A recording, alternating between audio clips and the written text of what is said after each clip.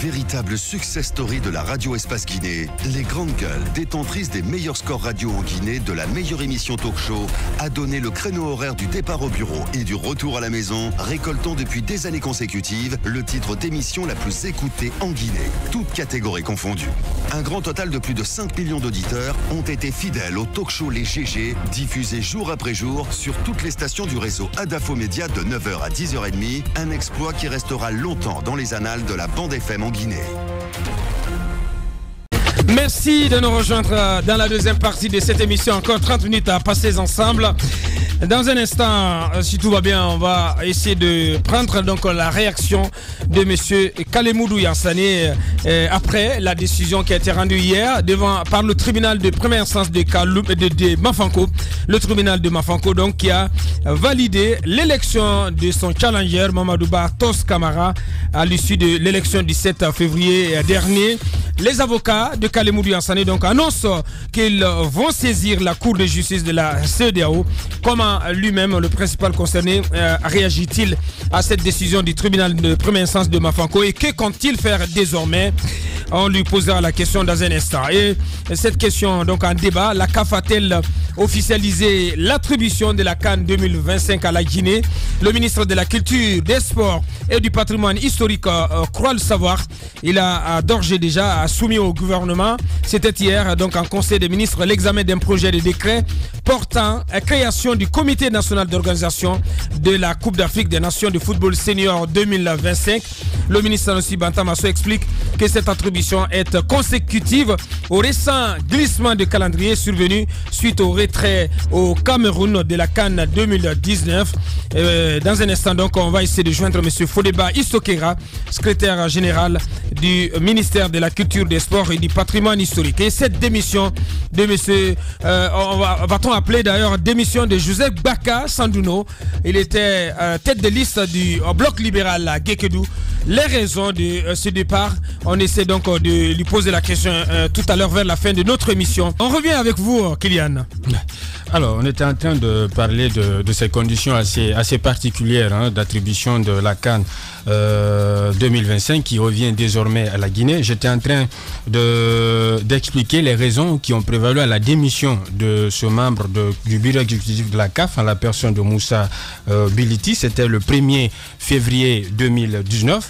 Dans un pan de ces raisons mentionnées donc dans cette lettre de démission, il dit, je cite, Aboubacar Diallo, oui. Le pouvoir exécutif de la CAF est conféré au comité exécutif. En d'autres termes, vous, il s'adresse là au président de la CAF, Ahmad Ahmad, vous ne pouvez pas assumer des prérogatives que vous n'avez pas. Chaque décision du président de la CAF doit être approuvée par le comité exécutif. Or, ce n'est clairement pas le cas actuellement. Ça veut dire que les décisions relatives au glissement, par exemple, du calendrier des CAN, des éditions 2019, 2021, 2023, n'ont pas fait l'objet d'une discussion profonde au sein du bureau exécutif de la Confédération africaine de football. Mais puisque nous sommes dans un pays où la lucidité de la minorité ne triomphe toujours pas sur la majorité euphorique, sur la majesté de la majorité euphorique, ça devient assez compliqué à un certain moment de poser des questions pour connaître clairement est-ce que la Guinée va organiser la CAN 2025 ou non. Parce que la question de savoir si la Guinée va pouvoir organiser ça, c'est une question. Oui. Mais là, à l'heure actuelle, on se demande est-ce que réellement la CAN 2025 nous revient attribuée officiellement à la Guinée par la Confédération africaine. C'est une question qu'on est en droit de se poser. Qu'on est en droit de se poser. Mais je pense encore une fois que les autorités en charge des sports doivent encore une fois. Le secrétaire général Fodeba Isokera qui ne répond pas du tout ce matin. Les grandes gueules. On aimerait c'est une patate chaude.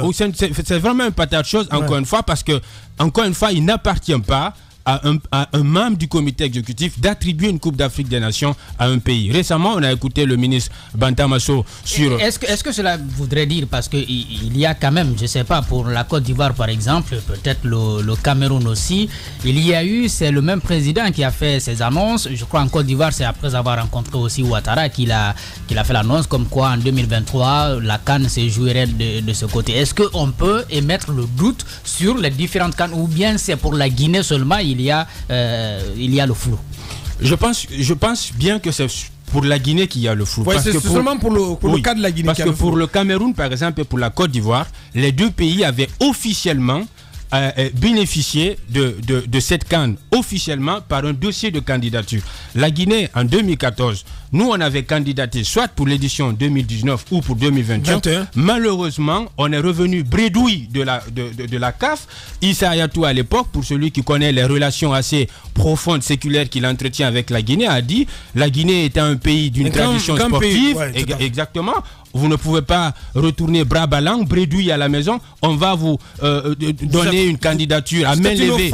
Exactement, une offrande comme ça. La Guinée est rentrée à la maison en 2023. Mais pour les autres pays, il y avait bien un dossier de candidature bien concocté, bien monté en bonne et due forme. Donc, s'il y a glissement de calendrier pour le Cameroun et pour la Côte d'Ivoire, il n'y a pas de débat.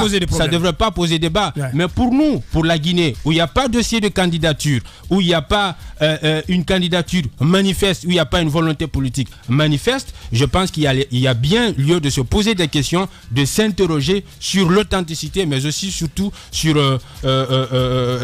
la Coupe d'Afrique des Nations 2025. Bien, voilà ce qu'on pourrait dire. Réaction rapidement, oui, allez-y. La question que je voulais poser, c'est quelle est la valeur de la parole du président de la CAF auprès de ce comité dont vous parlez? Le président de la CAF, il est lui-même membre du bureau exécutif. En principe, pour des décisions d'une telle envergure, pour des décisions majeures, ça doit faire l'objet d'une discussion avec les autres membres du bureau exécutif de la Confédération. Si vous remarquez, depuis un certain moment, la CAF est aujourd'hui victime des discours et des sorties contradictoires, des sorties à double vitesse. On a écouté par exemple Constant Omari sur les antennes de RFI qui a dit ouvertement que le dossier de la Guinée n'était pas archivé au niveau du secrétariat de la CAF.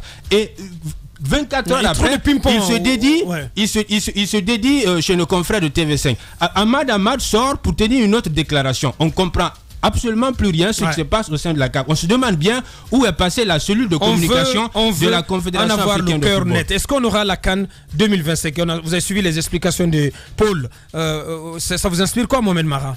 Vous êtes rassuré ce matin? Alors, moi, il y a deux remarques que je veux faire. La première, c'est que lorsque le Cameroun a été dessaisi de l'édition 2019, tout le monde voyait le Maroc. Tout le monde voyait l'attribution de l'édition présente au Maroc. Et c'était presque acquis. Il suffisait juste que le Maroc candidate. Sauf que pour qui sait les dissensions internes à la CAF, et surtout de ce qui venait de se passer pour l'attribution de la Coupe du Monde édition 2026, il y avait de l'eau dans le gaz. Alors, j'ai eu l'impression que le Maroc a plutôt pris une décision politique pour ne pas se mettre à dos les pays du sud du Sahara dans l'optique justement d'une nouvelle candidature pour la Coupe du Monde. Il faut bien retenir cela. Et ensuite, on nous a attribué la CAN, c'est vrai, verbalement. Mais je pense que lorsque le président quand même de la CAF parle, il demeure quand même une autorité morale, même si juridiquement, l'institution n'est pas forcément engagée. Absolument. Or, aujourd'hui, désavouer Ahmad, ce serait même jouer, si vous voulez, sur les élections futures de renouvellement des instances de la CAF avant l'heure. Et je pense très honnêtement que les pays qui sont représentés directement au sein de l'instance exécutive de la CAF vont faire très attention avant de se lancer dans pareille aventure. Donc je pense que en fin de compte, sauf si nous ne sommes pas prêts en 2025, pour des raisons du politiquement correct, je pense que la Guinée va obtenir cela. Parce qu'il y a quelque chose qui doit attirer notre attention. Avant d'aller en Côte d'Ivoire, où déjà les gens s'apprêtaient à saisir le tribunal arbitral, tout comme au Cameroun, il a fallu d'abord venir négocier avec les Guinéens. Absolument. Pour qu'on puisse décaler l'édition de la Guinée. C'est ce qui me laisse quand même penser qu'avec surtout la présence de Gianni Infantino en Guinée au moment de ces négociations, c'est ce qui me permet quand même d'espérer, parce que la CAF ne peut pas se permettre l'incartade. Ce qu'on attend, c'est ne peut pas se permettre l'incartade quand même de venir discuter avec le chef de l'État d'un pays souverain en Afrique pour ensuite dire, comme ils l'ont dit déjà il y a quelques mois, oh, on n'a pas vu de dossier de la Guinée. Cette fois-ci, ce sont eux-mêmes qui l'ont dit. Merci, Mohamed. Allez-y, Jacques, en 30 secondes. Moi, on ne peut pas attendre, c'est pas la CAN comme de Le Monde. Pourquoi on ne fait pas de la candidature comme les autres? Je crois qu'on peut estimer jusqu'à présent que 2025 c'est libre, même si verbalement on nous l'a attribué. Je crois qu'il revient aux autorités sportives de notre pays de monter quand même un dossier. C'est encore vide, ce n'est attribué à personne. Je crois que ça va taire toutes ces polémiques, toutes ces questions qu'il y a autour de cette attribution. De cette attribution. Allez-y, je suis parfaitement d'accord parce que je pense que c'est cela notre rôle aujourd'hui, c'est de faire en sorte qu'on nous attribue officiellement l'organisation de la CAN 2025. Parce que je comprends bien le point de vue de Mohamed, mais je ne néglige pas non plus ce que dit de l'autre côté Paul. Parce que supposons qu'il y ait renouvellement des instances, parce que personne ne savait que celui qui a été Issa Hayatou, c'est son nom, Issa Hayatou allait se faire remplacer entre-temps et que le Cameroun n'allait plus organiser la CAN. 2025, il y a encore 7 ans, il y a encore 6 ans à mon avis. Et dans 6 ans, il peut se passer beaucoup de choses. C'est Hamad qui l'a dit. Un autre président pourrait venir discuter de la parole d'Hamad parce qu'il n'est plus en place. Et quand la situation se pose, ça reviendra à ce qu'on a vécu cette année-là. Donc cela aussi n'est pas à négliger. Bien. Je pense qu'aujourd'hui, nos autorités doivent faire en sorte qu'on constitue un bon dossier. Et puisqu'on a déjà la parole d'un homme influent, le président de la CAF, je pense que ça peut être facilement nous être attribué. Merci Mohamed. En définitive, en 30 secondes. En définitive, on attend ce dossier de candidature parce que sincèrement... Non, on attend l'officialisation de cette candidature par la CAF, pas par le président Ahmad. C'est vrai que la CAF ne se réduit pas au président Ahmad, que la CAF prenne un acte officiel pour dire que la Guinée est candidate. La Guinée est le pays hôte de l'édition 2025 de la Coupe d'Afrique des Nations. Paul Fatia Tunkara, voici ce qu'on pouvait dire donc sur cette CAN 2025. On poursuit l'émission dans un instant. Tout homme qui fera profession de rechercher la vérité et de la dire sera toujours odieux à celui qui exercera l'autorité. Condorcet. Bienvenue chez les GG sur Radio Espace Guinée.